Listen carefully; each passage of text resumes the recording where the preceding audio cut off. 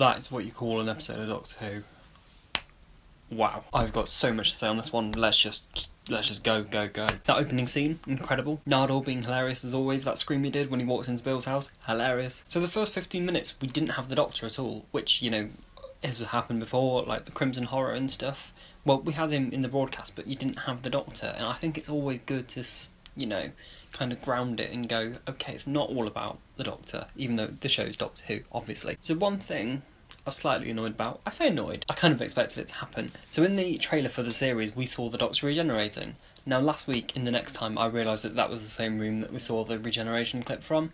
So I wasn't, you know, I was expecting to see this regeneration this episode. I wasn't expecting it to be that, honestly. I thought that clip was going to be from episode 12 when I thought he was going to start regenerating, and then it'd just take a whole episode to regenerate in the Christmas one. In fact, when series 10 is finished, I'm going to do a video about what I think is going to happen in the Christmas special. But yeah, it was a bit teasing, wasn't it? Because I was thinking, you know, as soon as he started regenerating, I was kind of thinking like, oh, maybe we'll get a glimpse of the next Doctor. But then I was thinking, they're not going to throw that into episode 8. In fact, this is something I'd like to bring up. That felt like a finale episode of a series to me. It genuinely did. I would have been happy with that being an end of the series, especially with it being a three episode arc. You know, it would have worked perfectly. Of course, we got to see the Doctor being badass with the boat. I loved how Bill kept narrating bits of the episode. I thought that was really nice, and I think Pearl Mackie did that brilliantly. Good for moving it along. Speaking of moving along, last week's episode I felt was really kind of slow in terms of pace, but this episode was so fast in pace. Did not realise I was watching it for 50 minutes. It felt like it was like that, which is good. So we get to the bit in the middle where they go into the vault and see Missy. One thing I really like, the fact, is how Missy said she has other adventures, which is something I'd never really thought about.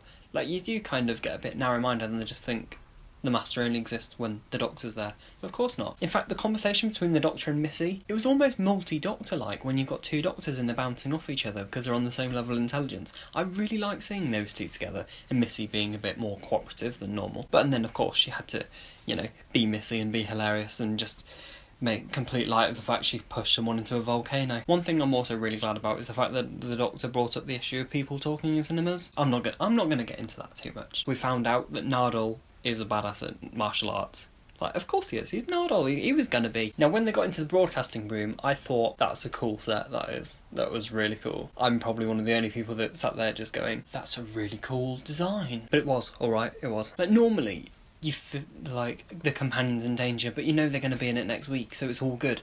Because I kind of thought this was a finale in my head, like it was that good at convincing me how good it was, I actually kind of thought Bill was in danger, because I'd not seen any episodes coming, so for all we knew, Bill could have been leaving. And I actually thought, do you know what, Bill could actually die during this, and that's the first time I've kind of felt, okay. The fact that I was more convinced than I'm normally convinced, though, that's saying something, that is. And was it cheesy that love conquered all, and the thought of Bill's mum, you know, saved everything?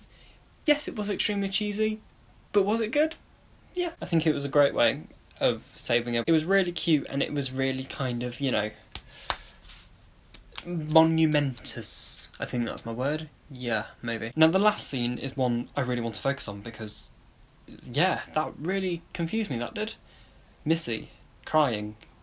She's realising her errors in her past. That's not something I'd never thought I'd see, that the Master, you know, has compassion. Is that the right thing?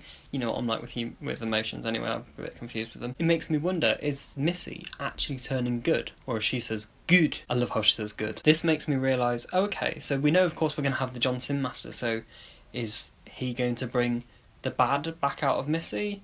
Or is it going to, you know, anyway, that's future episodes. But this episode, I think it's my favourite one this series, you know? I really do. I thought it was brilliant from start to finish. The fact I thought it could have been a finale. As I said earlier, this 3-part arc could have easily been the last 3 episodes of the series, but clearly they're saving something even better, which is probably the Multi-Master and the Cybermen and etc. So it really makes me look forward to what's to come in the next 4 episodes. I'm going to rate that episode 9 out of 10. Which is a real statement. Yeah, it'll be interesting because I haven't seen anyone else's views on this on Twitter yet, so it'll be interesting to see if I'm completely alone in this. I really enjoyed that episode, like more than Extremissus, however you pronounce it anyway, because I thought that one was amazing. Now I'm going to try and edit this as quickly as possible because I want to be the first person to have a review on the internet, so thank you very much for watching. Knox.